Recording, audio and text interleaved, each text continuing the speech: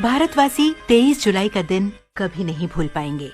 1927 में इसी दिन वॉइस रॉय लॉर्ड इरविन के हाथों बंबई में इंडियन ब्रॉडकास्टिंग कंपनी का उद्घाटन हुआ। अपोलो बंदर रोड पर स्टूडियो बने और 10 किलोमीटर दूर ट्रांसमीटर लगाया गया। रेडियो रोज शाम को शुरू होता था 6 बजे और मीटर था मीडियम वेव 357.1।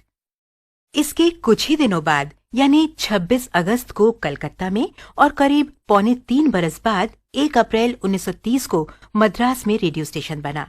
कहने को दिल्ली राजधानी थी, लेकिन इसका नंबर 1936 में आया जब 18 अलीपुर रोड पर 1 जनवरी के दिन दिल्ली में भी रेडियो स्टेशन खुला। बाद में फरवरी 1943 में ये स्टेशन पार्लियामेंट स्ट्रीट की नई इमारत में आया, जहां आज भी है।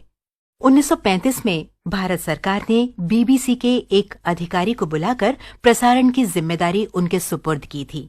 ये अधिकारी थे जनाब लायनल फील्डन, जो उस समय कंट्रोलर कहलाए। फील्डन साहब ने जब अपनी कुर्सी संभाली तब तक इंडियन ब्रॉडकास्टिंग कंपनी का नाम हो चुका था इंडियन स्टेट ब्रॉडकास्टिंग सर्विस यानी ISBS। फील्डन साहब को ये नाम अच्छा नहीं लगता था, सो उन्होंने नया नाम तजवीज किया ऑल इंडिया रेडियो यानी AIR। अंग्रेजी में ये शब्द है एयर। एयर माने हवा। अब रेडियो तरंगों का हवा से कितना ताल्लुक है सो बताने की बात नहीं।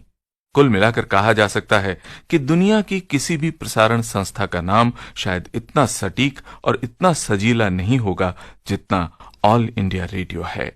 ये नामकरण हुआ था 8 जून 1936 को। भारत के इतिहास में आगे बढ़ते हैं और आते हैं 15 अगस्त 1947 को।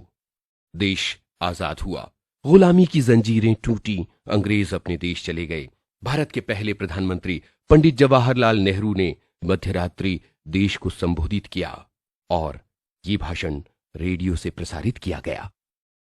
Long years ago, we made a tryst with destiny, and now the time comes when we shall redeem our pledge, not wholly or in full measure, but very substantially. At the stroke of the midnight hour, when the world sleeps, India will awake to life and freedom. आजादी के बाद AIR का हिंदी में एक और नामकरण हुआ आकाशवाणी, और इस नाम को भी भारत की संस्कृति का सही परिचय कहा जाना चाहिए।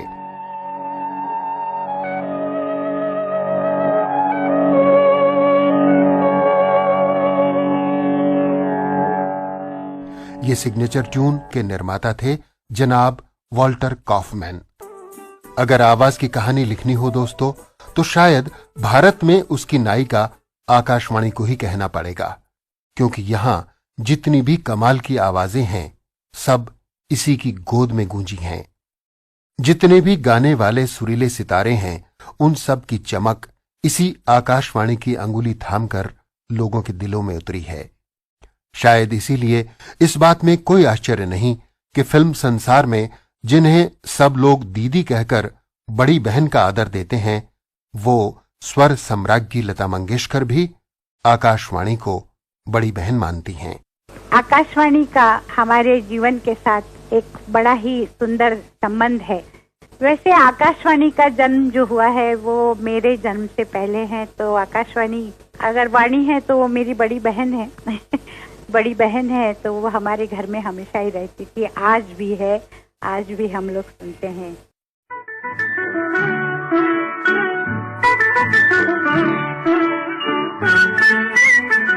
ज्योति कलश छलके, ज्योति कलश छलके, ज्योति कलश छलके, ज्योति कलश छलके, वे गुलाबी लाल सुनहरे रंग दला